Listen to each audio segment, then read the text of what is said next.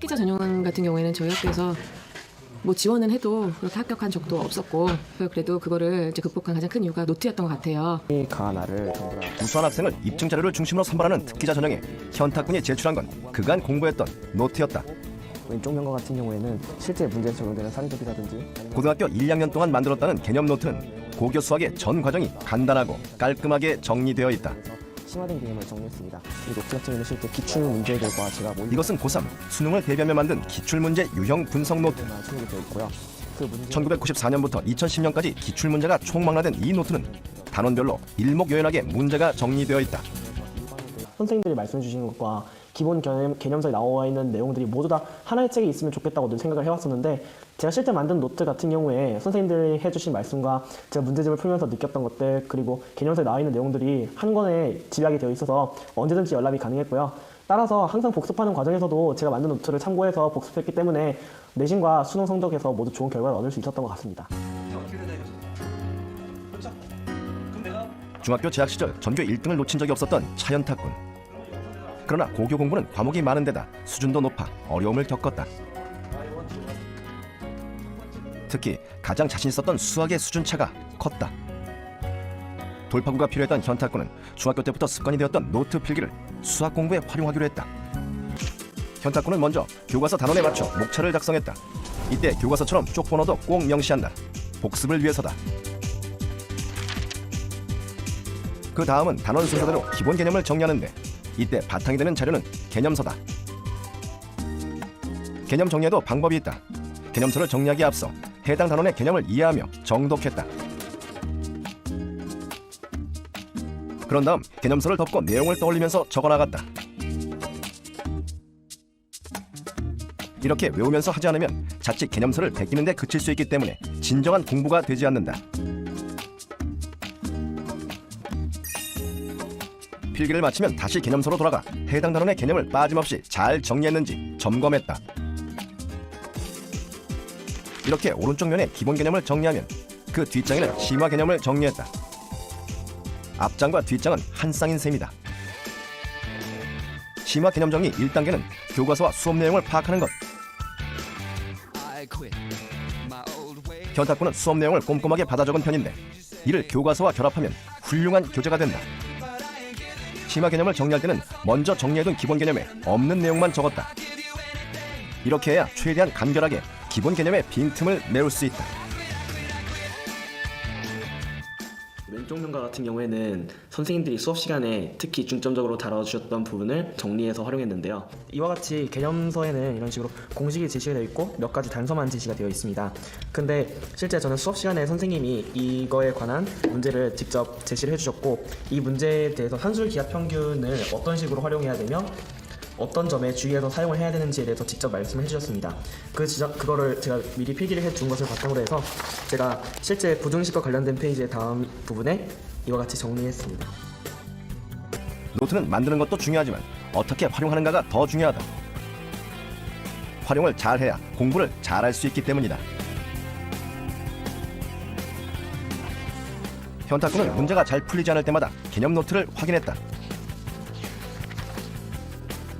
손수 정리한 노트는 필수 개념부터 수업 시간의 강조점까지 한눈에 들어와 맞춤 참고서 역할을 톡톡히 해냈다. 이렇게 꾸준히 복습을 하다 보니 자연스럽게 취약 단원도 알 수 있었다. 유난히 자주 찾게 되는 단원이 차곡차곡 생겨난 것이다. 현탁군은 이를 간과하지 않고 시험 전 꼭 봐야 할 쪽번호를 적어뒀다. 현탁군의 개념 노트는 책처럼 체계적이다.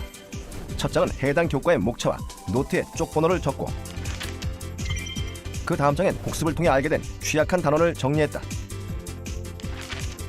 그리고 단원별로 앞장에는 기본 개념을, 그 뒷장에는 심화 개념을 적어 한 단원이 한 장에 정리되도록 했다. 이 개념 노트는 수학 상위권 유지는 물론이고 수리 영역 만점의 선물까지 안겨줬다. 제가 상상해보지 못했던 최고의 점수를 받고 나서 제가 여지껏 수학을 풀어왔던 제 습관들이라든지 방법을 다시 한번 돌아보게 되었는데요.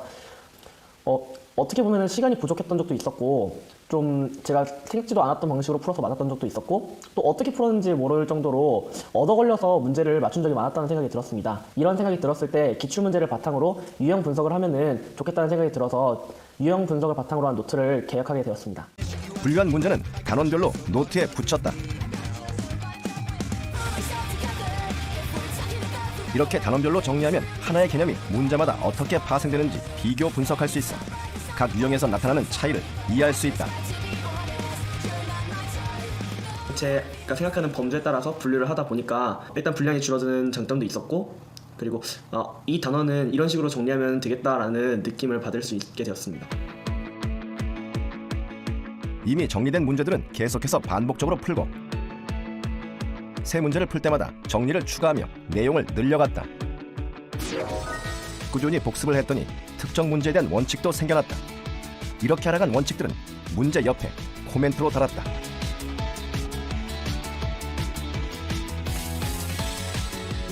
코멘트는 문제마다 천차만별이다. 문제 임하는 자세를 명시하는가 하면 중요한 공식을 적어두기도 하고 문제를 푸는 순서를 적을 때도 있다.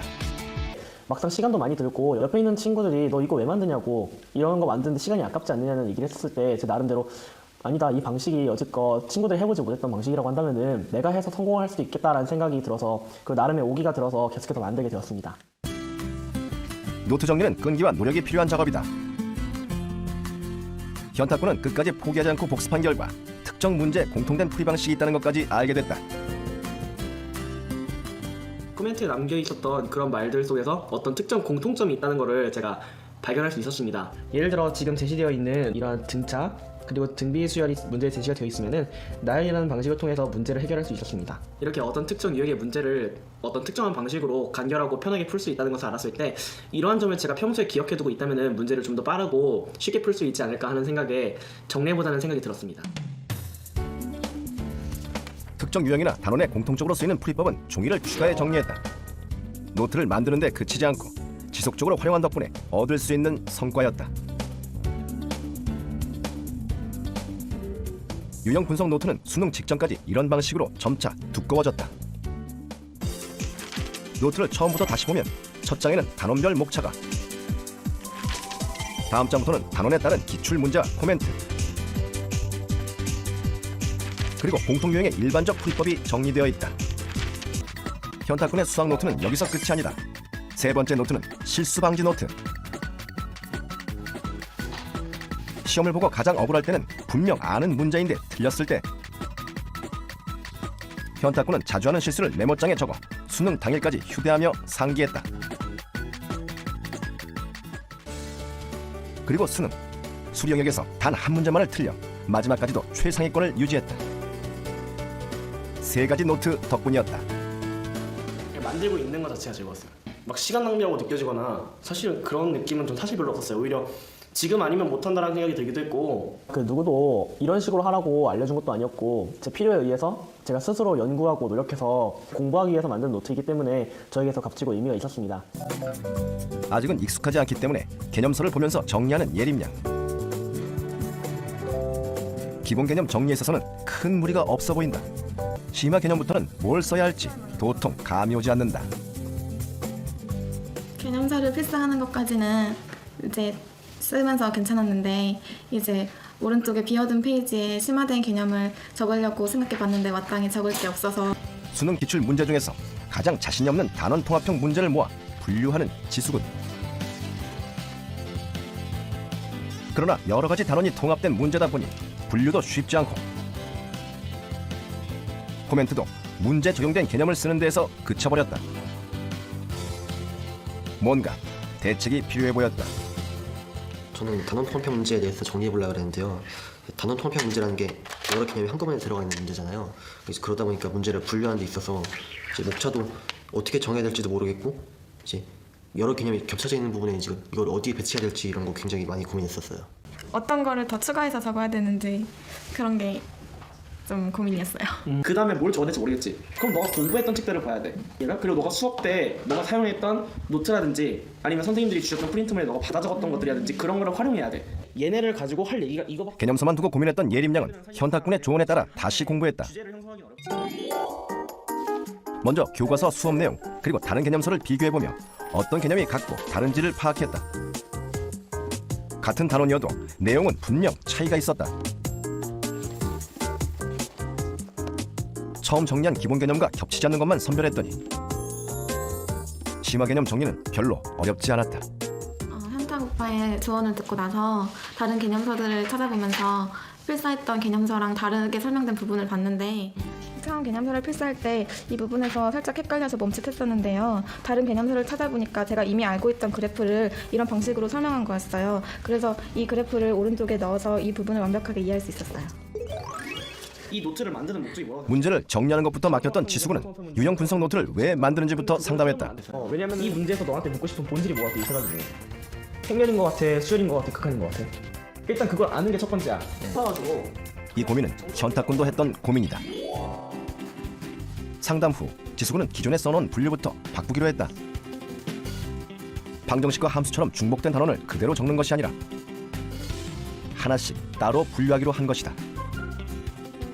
목차를 정하고 문제를 풀면서 단원 통합형 문제에는 그 문제를 푸는데 핵심이 되는 단원이 존재한다는 사실을 깨달았다. 저에게 있어서 노트랑 공부의 완성인 것 같아요. 전 사실 제가 공부를 하면서 배우고 그 느낀 것들에 대해서 적어놓지 않으면은 완벽하진 않다고 생각하거든요. 그 순간순간마다 자료를 남겨놔야지 제가 실제로 공부한다는 느낌을 받을 수 있어서 전 마지막 순간까지도 공부하는 과정에서 늘 노트를 만들었던 것 같아요.